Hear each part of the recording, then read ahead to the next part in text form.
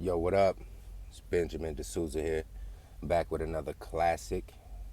And today's video is inspired by a question that was raised on a panel that I was listening to a couple days ago. That panel was entitled, "Are Black Men Pointing the Finger at Black Women to Avoid Addressing Their Own Issues?" And it was by Sister George and Concrete Rose. And Sister George kept raising that question to all the panelists, and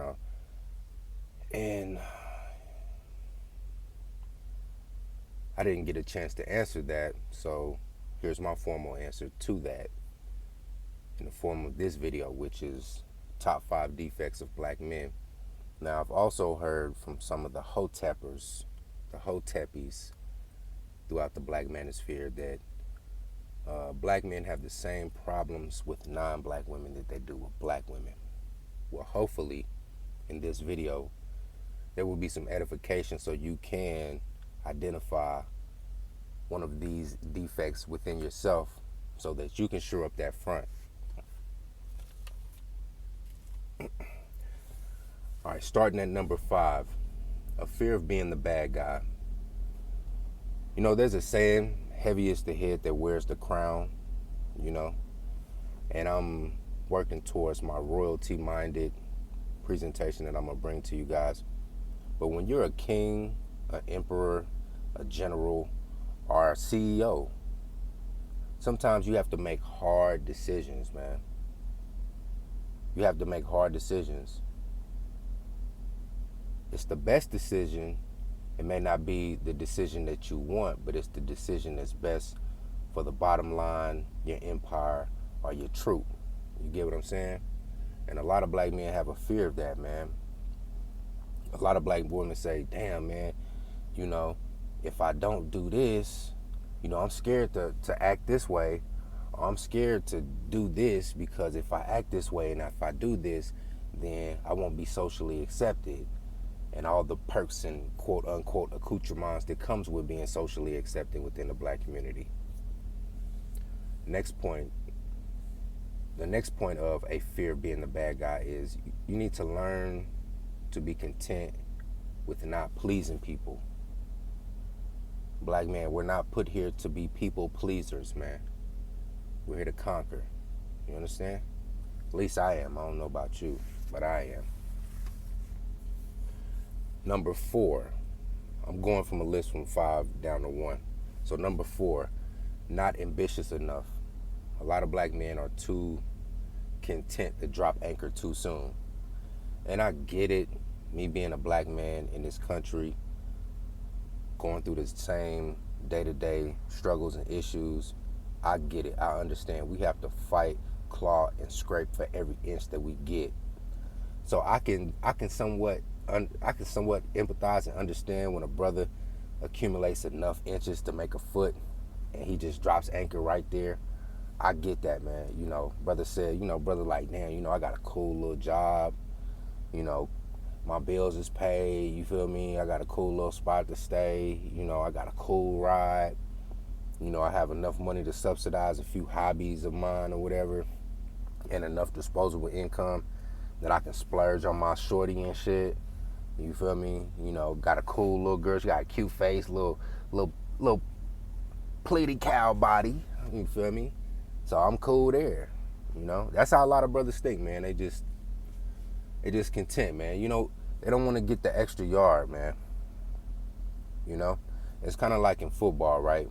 When a running back gets caught in a rugby scrum, and instead of keeping his legs churning to get that extra yard, he just gives up the ghost and drops right there and says, you know what? I'll get them yards that I could have got on this play on the next play. And there might not be a next play, man. Game day, game face, game today. You feel me?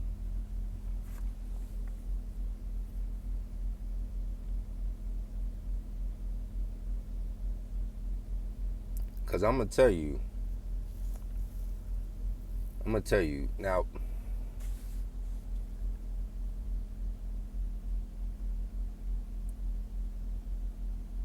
and a part of that a part of brothers not being ambitious is brothers have a fear of the unknown, you know,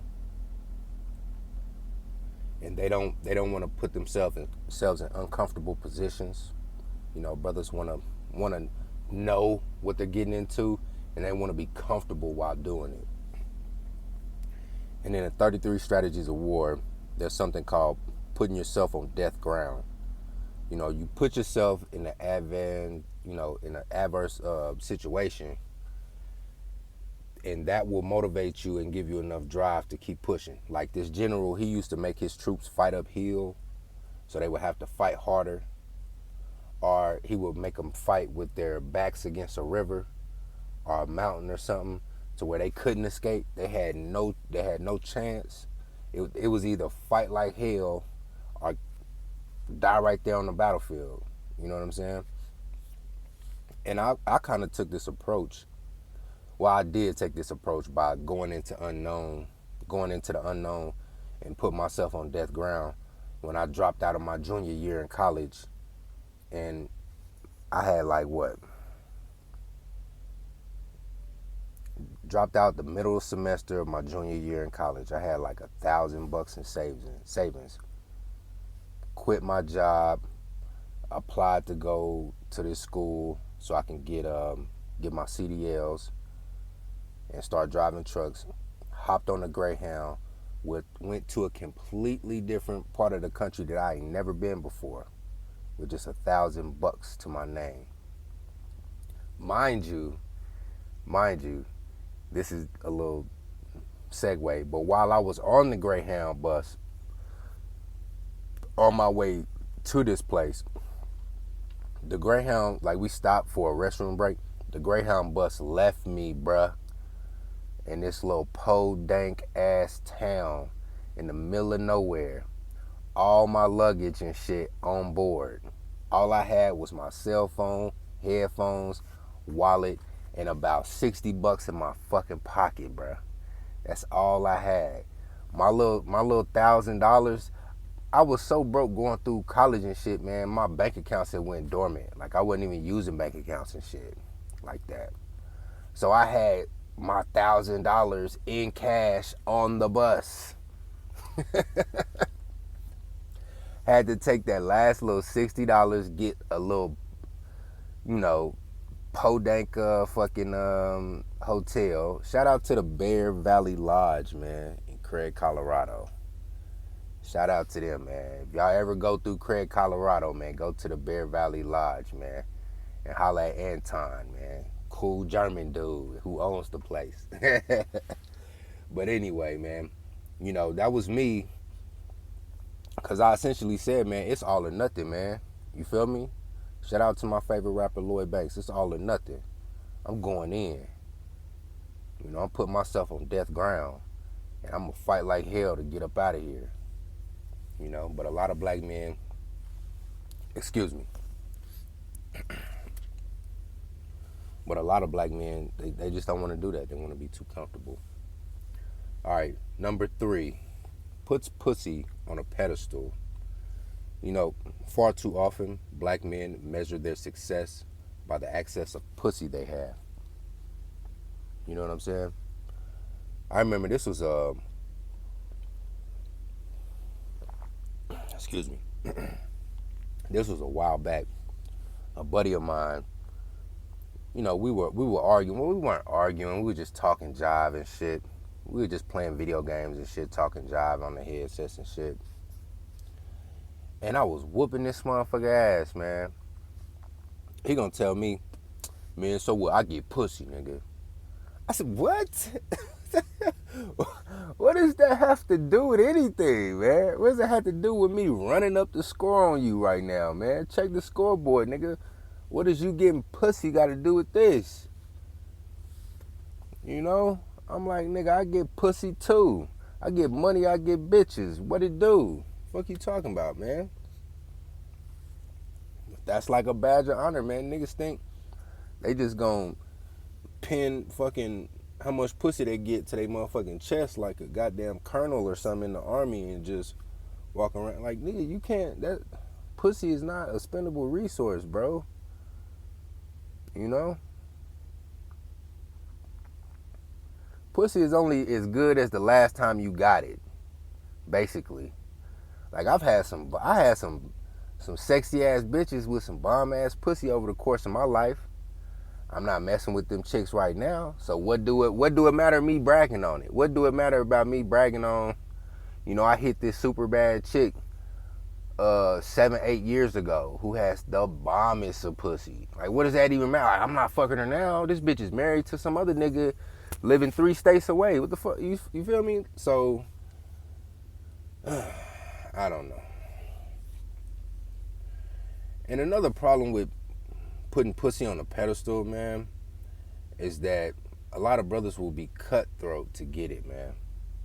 And I've spoke about this on my Dirty Mackin video. A lot of brothers will go. They don't want to be cutthroat. They don't want to go all out. They don't want to. They don't want to go into the unknown, or they don't want to put themselves on death ground to get some money. But nigga, they become goddamn Napoleon Bonaparte. You know what I mean? They become Machiavelli, Alexander the Great when it comes to get some pussy. You know what I'm saying? Niggas will pull out all the stops, all the machinations and shit just to get some pussy. You feel me? But the problem with putting pussy on a pedestal is the time and resources wasted in the pursuit of it, man.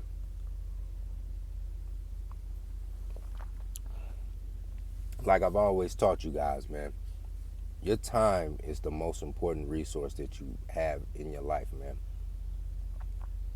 You may not have the financial capital right now. You may not have the social and intellectual capital right now. But if you use your time wisely, you can go about gaining all of that. But you can't gain time. You know what I'm saying? I can use my time to gain capital, gain financial capital by working hard, and gain social and intellectual capital by studying, whether I'm studying other cultures or studying other skills and whatnot, technical certified skills and shit. You know what I mean? But you can't get time back, man. And like King Solomon said in Ecclesiastics, man, when you put pussy on a pedestal, well, he didn't say this. He said meaningless. A lot of this stuff that we think is important is really meaningless. You feel me? And putting pussy on a pedestal and wasting an exorbitant amount of time and resources in the pursuit of it is also meaningless. All right. Number 2, brothers are not 3-dimensional thinkers, man. A lot of brothers are too mentally lazy to think several moves ahead, They don't want to take a panoramic view and take a bird's eye view and assess the whole board to see all the possible moves that they can make,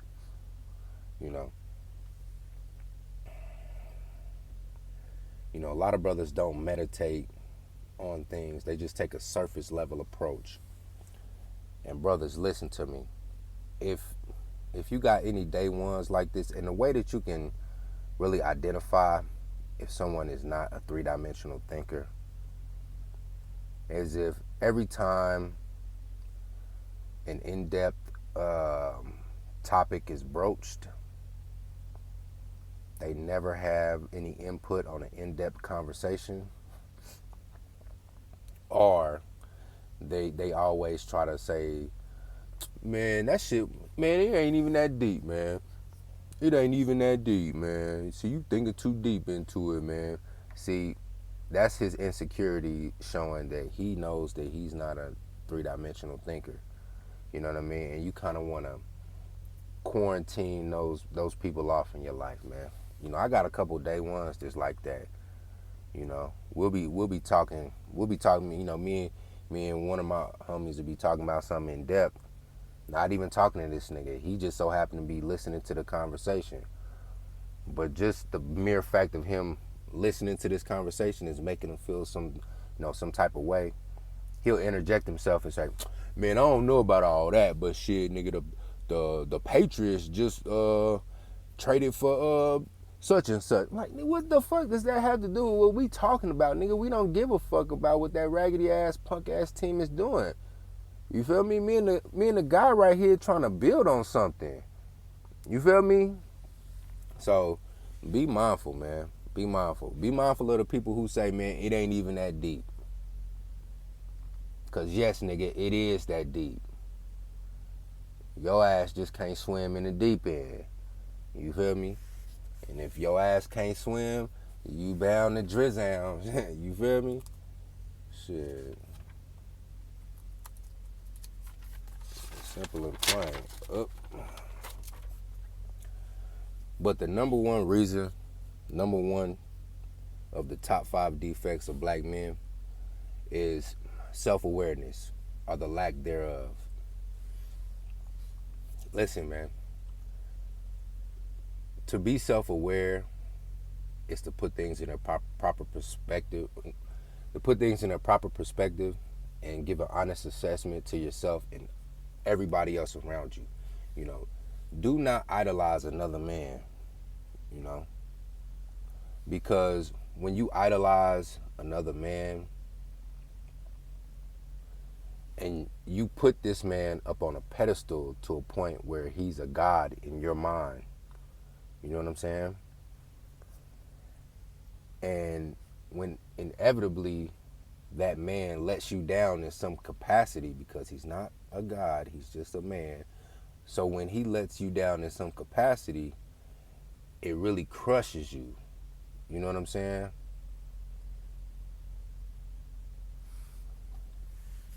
That's why the Bible speaks against not idolizing someone. It's fine to admire the skills and the talents of another man, but be self-aware enough to know that he is just another man. He has talents and flaws just like you have talents and flaws. You know? I have talents and flaws just like the next man. You know? I could salute and tip my cap when I see another brother who got some skills that I may not have. But I know what my skills are because I'm self-aware enough to know what my skills are. And a lot of brothers also do this. This could also tie into the not putting pussy on a pedestal. You feel me? Because a lot of brothers who put pussy on a pedestal or put a woman on a pedestal or set a woman up as an idol, when that woman inevitably lets you down, because women are fickle, when she lets you down, the brother want to flip out, spaz out, beat the bitch up, go all upside her head, kill her, and just spaz out. That's because that man put that woman up on a pedestal, man. And that's why the Bible speaks against idolizing things, you know. Another component of self-awareness, man, you got to find your own voice, man. You got to find your own voice. I remember several years back when I first started making content, I hadn't quite found my own voice yet. I was still a little bit unsure about myself and how I will be received, you know, in this YouTube space. I was kind of, excuse me, I was kind of drawing a little bit too much from other content creators. I hadn't quite found my voice yet. You know, I knew who I was offline, but, you know, putting who I am offline into who I am online, it was a disconnect. I had to find my voice, man. You know, like I admire several content creators, man. You know, and I may borrow, you know, little tidbits from them here and there, but I always try to put my spin on it and try to put my twist on it. You know, like I admire certain content creators and certain things that they do, like Obsidian, Chronicles of Judah 144, Game Changer, Mr. Fantastic, who else? Trying to think. Oh, Man of Tomorrow, MOT, you know. I do take little tidbits from here and there from them, you know, to try to improve and refine my method, but, you know, I'm always cognizant of finding my own voice and knowing who I am. Another component of self-awareness, knowing what you like and what makes you happy, and not just accepting what you're told to like, you know? A lot of brothers in Blackistan, man, we dress a certain way, we act a certain way, we carry ourselves a certain way because we're told this is how we're supposed to act if we truly are part of the group. And this is what we're supposed to like. You know, we're supposed to act like bumbling idiots, buffoons, for lack of a better term, niggas, if you will. And we're supposed to like the loud, belligerent, weave patting, neck twisting, eye rolling around the way sister. That's what we're told we're supposed to like. But, you know, when you really take an introspective look on what you like, really sit down and meditate. Do I really like this?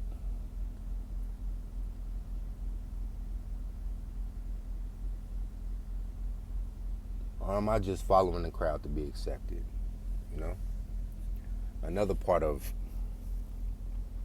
self-awareness is defining your own identity, you know? Kevin Samuels said something very profound on one of Obsidian's panels a day or so ago. He said every man should have a signature, you know? Something that is synonymous with him, you feel me? Like, I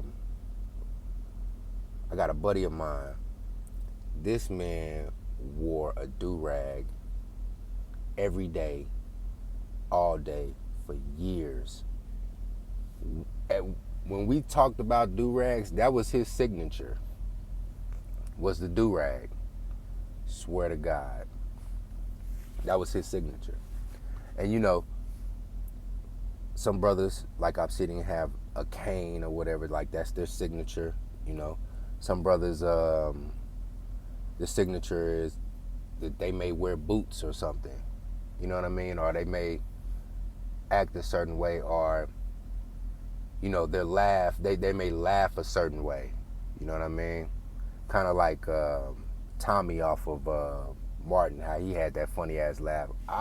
That was his signature laugh. You know, that was his signature. That was something that you could attach to him. You feel me?